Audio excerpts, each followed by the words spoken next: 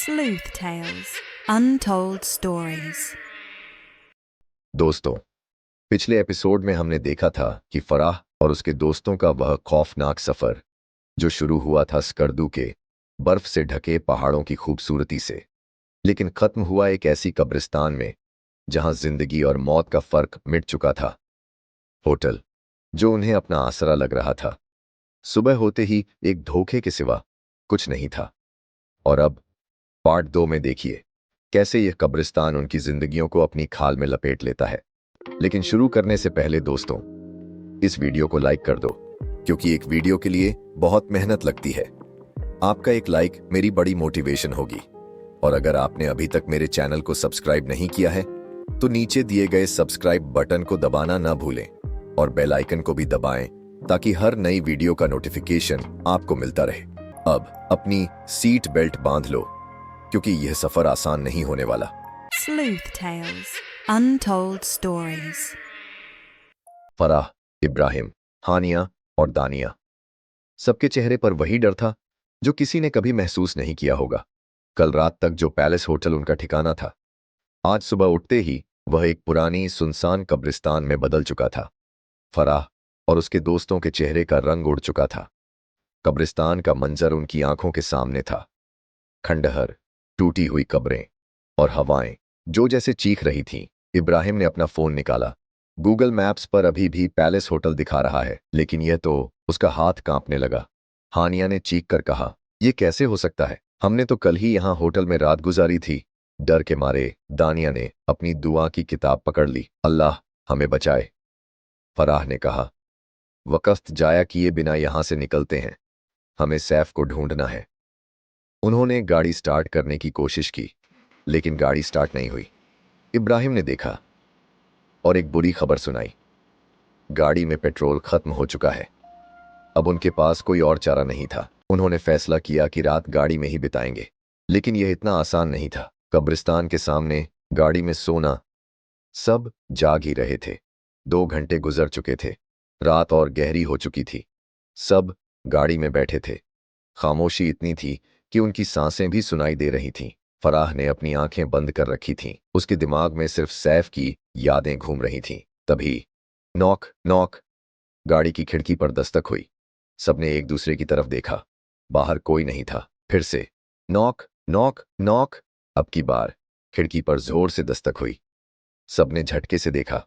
एक खूबसूरत लड़का खिड़की के बाहर खड़ा था। उसके चेहरे पर एक भयानक मुस्कान थी। अस्सलामु अलैकुम, क्या आप लोग सैफ को ढूंढ रहे हैं? फराह ने खिड़की नीचे की। हाँ, तुम्हें पता है वह कहाँ है? लड़के ने सिर्फ एक तरफ हाथ उठाया। चलो मैं तुम्हें वहां ले चलता हूँ। इब्राहिम ने गुस्से में कहा, नहीं, ये कोई मामूली जगह नहीं है। हम तुम पर भरोसा नहीं कर सकते। लेकिन फराह ने उसे रोक दिया। इब्राहिम, सैफ हमारा दोस्त है। अगर इस लड़के को पता है तो हमें जाना होगा। लड़के ने गाड़ी की तरफ देखा और कहा, हम गाड़ी से ही चलते हैं। इब्राहिम ने कहा, गाड़ी में पेट्रोल खत्म है, हमें पैदल ही जाना होगा।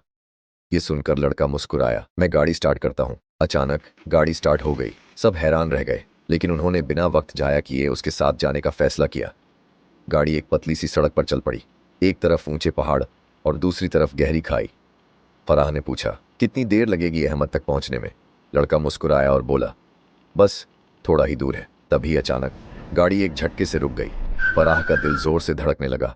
यह क्या हुआ? लड़के ने कहा, पेट्रोल खत्म। लेकिन घबराओ मत, पीछे एक पेट्रोल पंप है। फराह और लड़का गाड़ी से उतरे, लेकिन पंप की इमारत पूरी तरह जंग खाई हुई थी, जैसे किसी ने उसे हजारों सालों से छुआ तक नहीं था। लड़के ने कहा, मालिक अंदर होगा, मैं पेट्रोल लेकर आता हूं। वह अंदर चला गया। फराह बाहर खड़ी थी। तभी उसके कंधे पर किसी ने हाथ रखा। फराह जोर से चीख पड़ी। उसने मुड़कर देखा। सैफ खड़ा था। उसके कपड़ों से खून टपक रहा था। सांसें थमी हुई थीं। सैफ कहने लगा, फराह, ये लड़का, ये लड़का इंसान नहीं है। इसने मुझे इस कब्रिस्तान में फंसाया और मुझे यहां आदमखोर के हवाले कर दिया। लेकिन ये तावीज़ ले लो। मैंने इसे नहीं पहना था, लेकिन तुम इसे पहन लो। खुदा तुम्हारी हिफाजत करेगा। उसने अपने सीने से एक लाल धागे वाली तावीज़ निकाली। ये तुम्हें बचा लेगी। अब मैं जा रहा हूं। ये कहकर सैफ ने आखिरी सांस ली और मर गया। उसी पल पीछे से एक जोरदार आवाज आई। फराह ने देखा, इब्राहिम, हानिया और दानिया की गाड़ी गहरी खाई में गिर चुकी थी। और वहीं एक औरत खड़ी थी, लंबे खुले बाल, घुटने उल्टे मुड़े हुए, एक चुड़ैल। वो सीधे फराह को घूर रही थी। फराह ने जोर से चीख मारी, लेकिन अब कुछ नहीं हो सकता था। फराह के सारे दोस्त मर चुके थे। सैफ ने भी फराह की बाहों में दम तोड़ दिया था। अब सिर्फ फराह जिंदा थी। अचानक वो लड़का वापस आया, लेकिन उसका चेहरा बदल चुका था। आंखें जल रही थीं, हाथ लंबे और टेढ़े हो चुके थे। फराह, तुम यहां से नहीं जा सकती। मैं पहले तुम्हें काटूंगा, फिर अपने जिन्न दोस्तों के साथ तुम्हें खाऊंगा। फराह, मैं आ रहा हूं। फराह ने जल्दी से तावीज अपने गले में पहना और बेतहाशा भागने लगी। दूर से ऊंची ऊंची हंसी की आवाजें आ रही थीं। हर तरफ सन्नाटा और डरावनी चीखें गूंज रही थीं। फराह भागती रही। जिन्न उसे छू नहीं सकते थे, क्योंकि वो तावीज ने उसे बचा रखा था। लेकिन फराह अब वहां और नहीं रुक सकती थी। वो इतनी तेज दौड़ी कि एक दिन बाद किसी आबादी में पहुंच गई। वहां के लोगों ने पूछा, तुम कौन हो, कहां से आई हो? लेकिन फराह बेहोश हो गई। 7 दिन बाद जब फराह की आंख खुली, वो अपनी गाड़ी में थी। पता चला कि उसकी फैमिली उसे लेने आ गई थी। लेकिन आज भी जब वो अपनी कहानी सुनाती है तो उसके कानों में एक आवाज गूंजती है, फराह, मैं आ रहा हूं। अगर आप में हिम्मत है तो इस वीडियो को लाइक करें, वरना यह लड़का आपकी स्क्रीन से बाहर भी आ सकता है। हाँ, मजाक था दोस्तों। जल्द मिलते हैं एक नई वीडियो में। तब तक के लिए खुदा हाफिज। उम्मीद करता हूं कि आप सबको पसंद आया होगा। इंशाअल्लाह आने वाले वीडियोस में आपके लिए और भी ज्यादा जबरदस्त, दिल दहला देने वाली और खौफनाक कहानियां लेकर आऊंगा। आपकी तफरीह के लिए अपनी पूरी कोशिश करूंगा।